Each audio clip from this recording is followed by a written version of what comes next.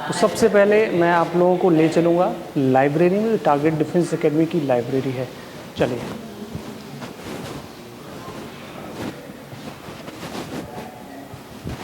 So this is the library and बच्चे यहाँ पे पढ़ाई कर रहे हैं।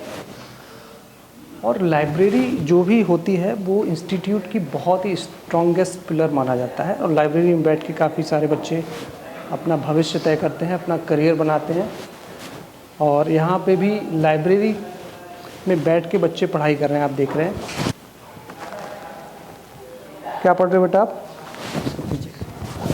फिजिक्स पढ़ रहे हो। ओके, बैठ जाइए।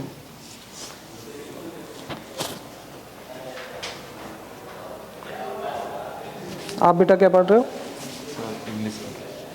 इंग्लिश पढ़ रहे हो। इंग्लिश में क्या पढ़ रहे हो? Subject verb agreement. Subject verb agreement. तो लाइब्रेरी में आपने जो बुक्स यहाँ पे अवेलेबल रहती हैं, क्या आपने वो बुक्स का फ़ायदा उठाया अभी तक? सर अभी तक तो नहीं उठाया। तो आई विल सजेस्ट यू कि जितनी ज़्यादा बुक्स आप पढ़ें यस सर, तो उतना ज़्यादा बेनिफिट आपको होगा, राइट? क्योंकि बुक्स को अगर आप साइड में रख देंगे तो कहीं ना कहीं आपका नुकसान होगा उसमें, यस सर। है ना? तो जितने भी बच्चे ये सोचते हैं कि ऑनलाइन पढ़ाई करके या केवल क्लासेस करके ही किसी एग्ज़ाम को क्रैक कर सकते हैं, तो इस गलत फहमी में बिल्कुल ना रहें बेटा।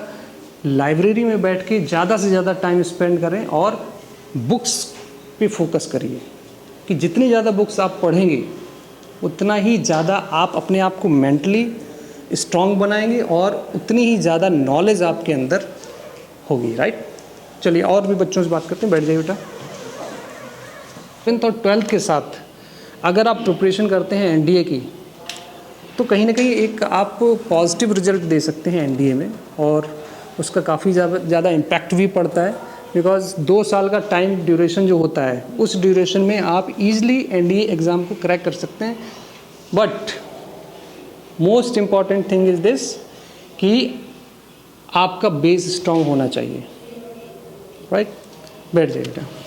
5th to 10th स्टैंडर्ड में पढ़ाई कर रहे हैं, तो कहीं ना कहीं उस टाइम पीरियड में ये सारी चीज़ें बहुत इंपॉर्टेंट होती हैं और उस टाइम इन चीज़ों पे ध्यान नहीं देते हैं, राइट? ग्रामर, स्पेशली मैं ग्रामर की अगर बात करूं,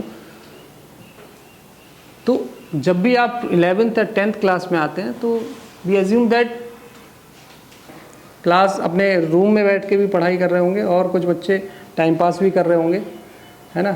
तो हर तरीके के बच्चे होते हैं और हर एक तरीके के एक्टिविटीज़ होती हैं। जो अपनी एक्टिविटीज़ पे कंट्रोल कर ले जाता है वही सक्सेसफुल हो जाता है, बाकी फिर प्रॉब्लम में आ जाते हैं, है ना? तो इस चीज़ पे भी थोड़ा ध्यान देना है।